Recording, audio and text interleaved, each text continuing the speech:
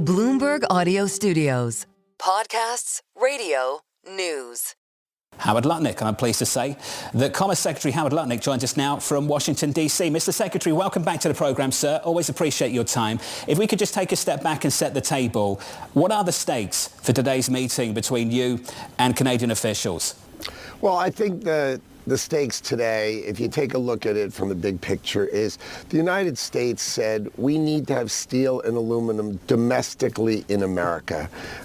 In national security, you need metals to make bullets, you need metals to make munitions, you need metals to make everything. And Donald Trump is very focused on, let's make sure the key ingredients that are necessary to defend America are made here in America. And these other countries, they just don't pay attention. I mean, how many times do I have to say national security is important? And if you do like the EU and you respond by putting a tariff on Kentucky bourbon, which used to piss off Mitch McConnell, which doesn't really matter anymore, you got to wonder, really, do I have to deal with this stuff? But alas, we do.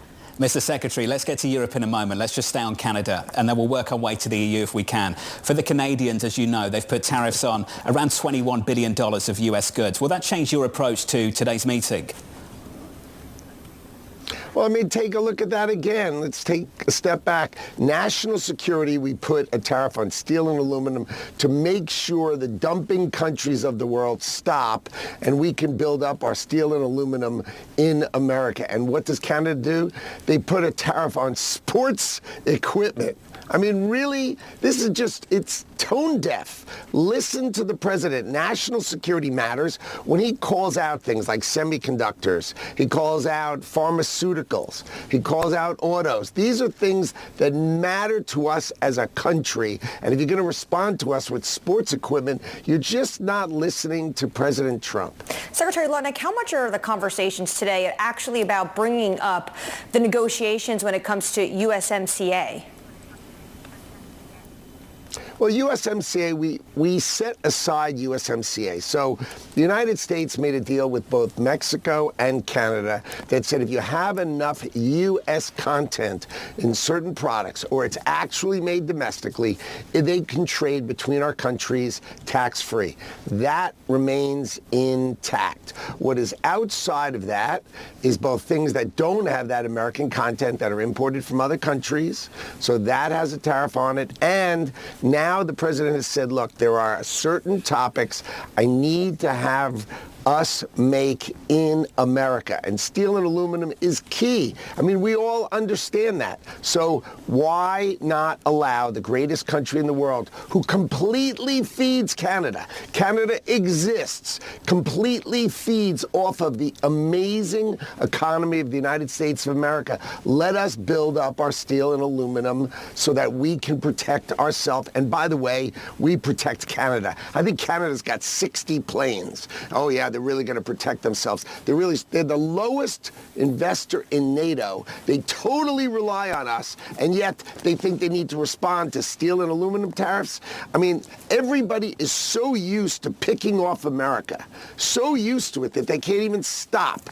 Donald Trump is here to say we need to be treated fairly, and we need to be treated fairly now. Do you think this approach, if you articulate this to the Canadians today, will help bring down the temperature?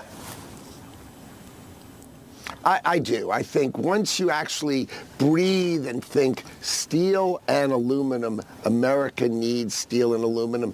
I mean, if you respond like the British didn't respond, the Mexicans didn't respond, you have some countries that actually thoughtfully examine how they do business with us. And then you have people like the Canadians who are in elections, so you have no idea. You think it's about a trade war. This is their way of getting election votes. And the EU, the EU has just so many years treated us so harshly. They just can't stop. Look, their tariffs are way up here and our tariffs are down here. How about relax? Let us balance it. We are your largest, most important trading partner. treat us with respect, and let's get a little balance. And Donald Trump is out there saying balance, balance, balance.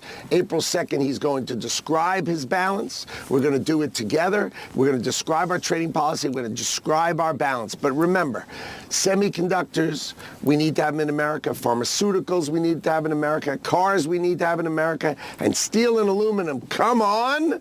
America, and lumber as well. And These wine are and champagne. important things for our national security. And the wine and champagne, sir. Don't forget the wine and champagne. Come on, that's just that, if you make him unhappy, he responds unhappy. But come on, let's get back to the core basics here, which is a trading policy that says America has allowed the world to lean on us, to take from us, to grow off of us, and now it's time for a little balance. We've got a $2 trillion budget deficit. We want to bring certain jobs home. Let the president do the right thing for America. He will respond after we're done organizing things to make sure the world grows. But today, just remember, he's the president of the United States of America. He's not the president of the world. He's going to take care of American workers, and it is time. Mr. Secretary, I just want to make sure that the audience is in on our little joke there, because they might have missed the post for the president a couple of minutes ago. So I'm going to share it with them and then come back to you in just a second. So the president of the United States put this out on Truth Social moments ago, said the European Union, one of the most hostile and abusive taxing and tariffing authorities in the world, which was formed for the sole purpose of taking advantage of the United States, has just put a nasty 50% tariff on whiskey. If this tariff is not removed immediately, the United States will shortly place a 200% tariff on all wines, champagnes, and alcoholic products coming out of France and other EU-represented countries. So, Mr. Secretary, just to bring you in, I imagine you are aware of what the president said based on our conversation just now. Have you given the Europeans a warning on this? Have you given them a time limit to back away? Are you taking the same approach you did with the Canadians just a few days ago? Well, I think the president has made it crystal clear that he finds this tit for tat really abusive and aggravating, right? His objective is steel and aluminum tariffs. Let him build his steel and aluminum business in America, because that's important. And then, they say, okay, we're going to tax whiskey. And look, I find all this back and forth really off the topic. The key topic is rebalancing American trade. We're going to spend lots of time together, but the president was totally annoyed that the Europeans did this. And so you're going to hear back from someone who emotionally cares about America.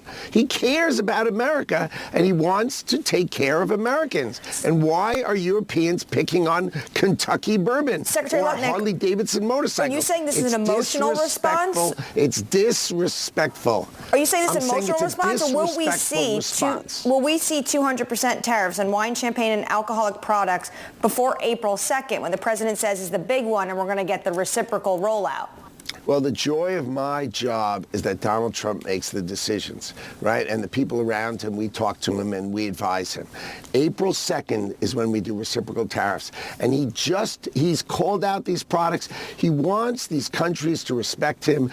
And all this showed you is that Europe and Canada do not respect Donald Trump and do not respect America's ability to build its steel and aluminum industry, which is vital for national security, whereas you watched Mexico and you watch the UK be pragmatic and thoughtful, and the way we're going to deal with them is going to be better. So these are just black and white things. Why would you put against steel and aluminum, would you say Harley Davidson motorcycles and Kentucky bourbon?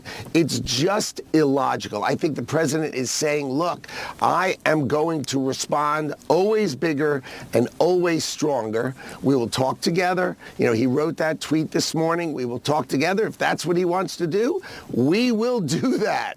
But the answer is April 2nd, a thoughtful approach to reciprocity and national security of those products he's called out. We're going to increase our domestic production of those and have a reciprocal model. And hopefully when I talk to the Europeans, they'll realize that they should take these things down, cool these things out, and let's properly negotiate. Do you have plans to speak to your European counterparts today? Of course. Like who? Are you speaking to, say, Ursula von der Leyen or potentially some heads of companies like Bernard Arnault, who was also at the president's inauguration?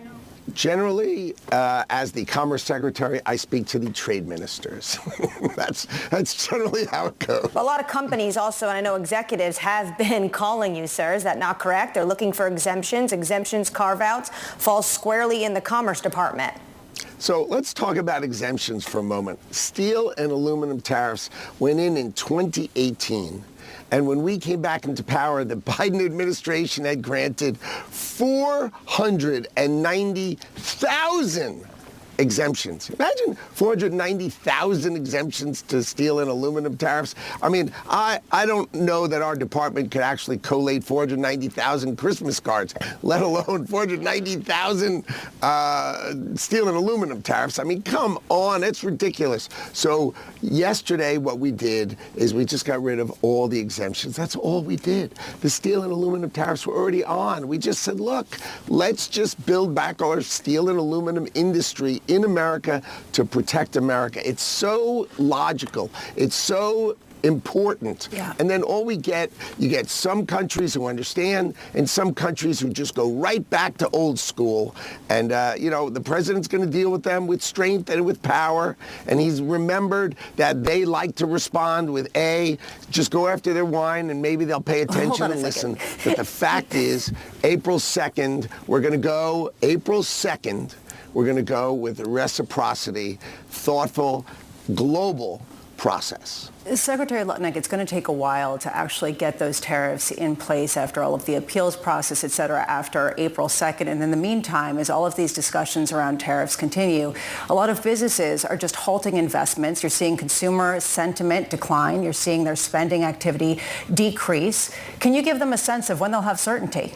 The opposite actually is coming true. You saw Apple, $500 billion. You saw SoftBank, $200 billion.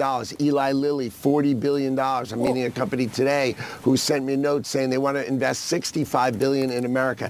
The scale by which American companies are committed to invest in America and global companies Secretary Lutnick, excuse me, what I'm talking about, huge, let me explain to you what I'm talking about. Investments, and those are coming. Well, let me finish. These are huge investments coming to America. Over $1.7 trillion committed in Donald Trump's first 50 days. Anyone who thinks people are uncertain doesn't understand what Donald Trump is saying. He's saying, bring your production to America and you will avoid all the tariffs. Come build in the greatest economy in the world and you will avoid tariffs. That's maybe long term, but what we're seeing in the short term is that small business confidence has fallen to a 4-month low. They say a high degree of uncertainty about what the regime is going to look like. They talk about increasing likelihood of having to increase prices in response to the tariffs. You're seeing this with respect to airplane tickets that are falling off a cliff as of February. I'm just wondering, when you take a look at these types of indicators, at what point does it become concerning to you? The greatest deal maker who's ever lived is sitting behind the desk in the Oval Office. He understands that the best way to get our farmers, our ranchers, and our fishermen's produce and products in the rest of the world, which they block it. I mean, India blocks our farmers. All these countries block our farmers. The way to grow it is to make deals with them where they have to understand the power of the U.S. economy is that you need to take our products. We want to unleash American ingenuity and the capacity to export. And when other countries put giant tariffs on our products, let's be clear. You can't go to Europe and see an American car. You can't go to Korea and see an American car. You can't go to Japan and see an American car, but you sure see their cars here. So the concept of Donald Trump saying, hang on a minute, you have got to be kidding. We need to unleash the American economy, and if we've got to teach the rest of the world to treat us with respect, that they have beaten on us and they have abused us, and their tariffs are so high that they've got to actually treat us with respect, bring down their tariffs so that it's reciprocal. Remember, they will never live with us having the tariffs as high as they have them. So what they're going to do is they're going to bring them down. Let Donald Trump run this economy. He knows what he's doing better than any president who's ever sat at that desk. Let him do his job. There's going to be a lot of talking, but in the end, there's going to be the greatest growth economy America's ever seen. We are going to export, and people are going to build in America. Those two things are going to happen, and they're going to happen because Donald Trump's going to create fair trade. Start saying the word fair trade, because right now, trade in America, go look at the numbers. Unfair. Europe, huge. India, huge. Right? China, the highest. There's no inflation in these countries. What there is blocking Americans from doing business there. And Donald Trump is going to break down those walls. Let's talk about China. So we heard from a foreign ministry official in China who said this, that Beijing has done the United States a favor and Washington should have said a big thank you for all they've done to control drugs. And I imagine they're alluding to fentanyl directly. Mr. Secretary, I just wonder if the president has seen those comments in the last 24 hours and what his response is to them. The president, as we have said, on April 2nd is going to take a holistic approach to everything. March has been the month to reduce the border and fentanyl deaths in America. And I hope to God China's reducing the production of the fentanyl ingredients that kill 75,000 autopsied Americans. And as the president rightly knows, that number is way, way more. We need China to stop making the ingredients, and we need Mexico and Canada to stop shipping them into our country. That is March. March is very, very focused on that. Hopefully they'll get down and we'll have a good reduced border. Obviously that's so far so good, but we need to reduce those fentanyl deaths. And then come April, you're going to see us start to focus on lowering tariff away and increasing tariffs at home. So at least we get a little balance. If they want to lower them, reciprocal tariffs mean take them down, and we'll keep ours down. Have they given any indication they're willing to do that? Because you've been ramping up tariffs over the last month on China. Have they given any indication they're prepared to do that? Just to stress test this theory, because tariffs have been ramping up on China over the last 10 years now. Any indication they're willing to actually step back and do what you're asking them to do? You know, China is always a separate thinking. You know, the Chinese Communist Party thinks about things in a much, much different way than everybody else. And I don't know how they're going to deal with bringing these things down.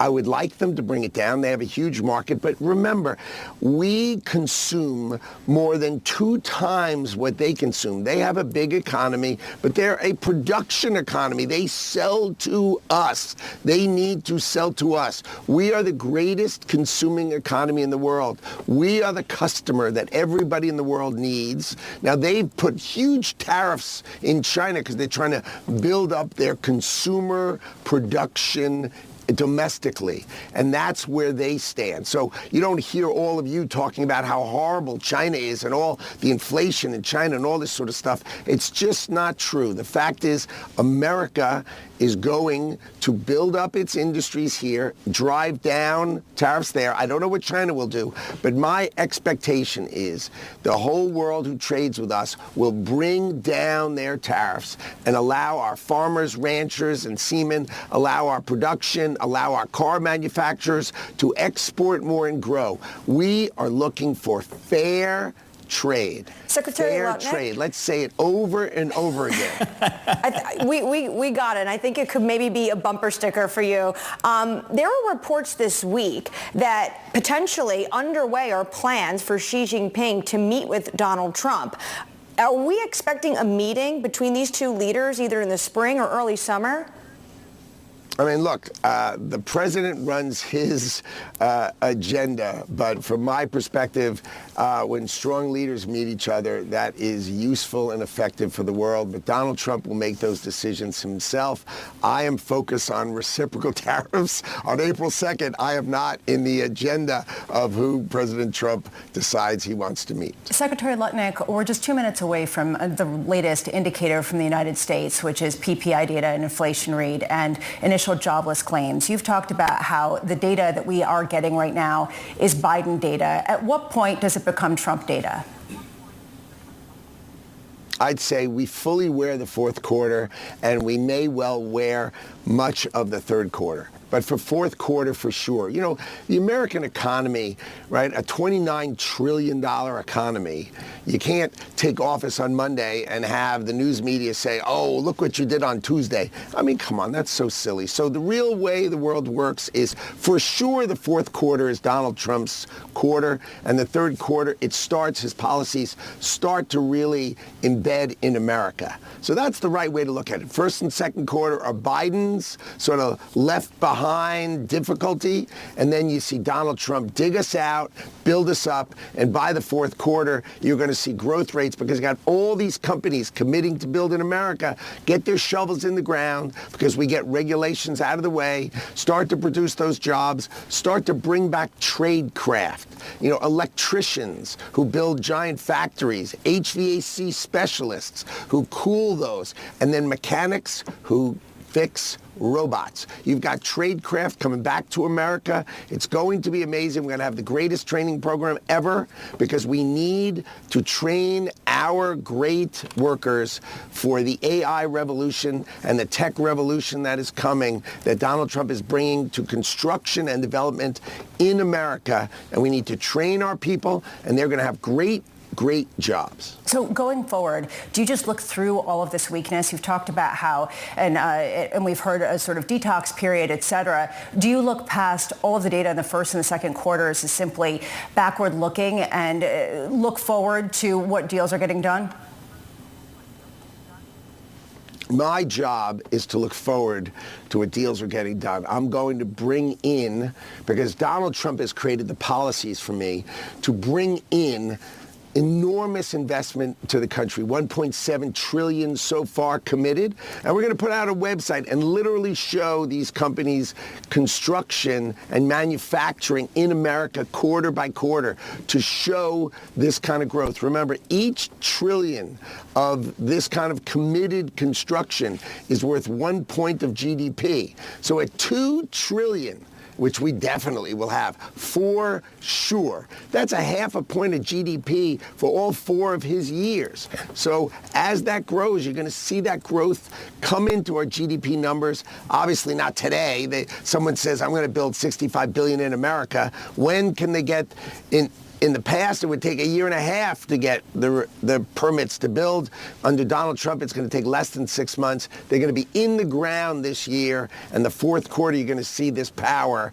So, yes, do I have to say the first quarter is surely Biden, the second quarter is Biden, but starting the third quarter, you start to feel some Donald Trump, and the fourth quarter, you will feel the power of Donald Trump's economy. Secretary Lutnick, I'm sure you've seen this report in Politico. It says that White House officials, Trump outside allies are, quote, growing increasingly frustrated with you, sir, privately complaining about the close proximity. You got to stop the fake news. Please, hold on. God, no, I want to give you the chance, sir, to respond to this. Stop the fake news. I don't want to respond. When you read fake news, okay? I spoke to the president last night. He said, why do these people write this fake news? It's just nonsense. Imagine Jameson Greer, who's our USTR, who works with me. And obviously, if you remember when the president nominated me, he nominated me to say, go select a USTR and work closely with him.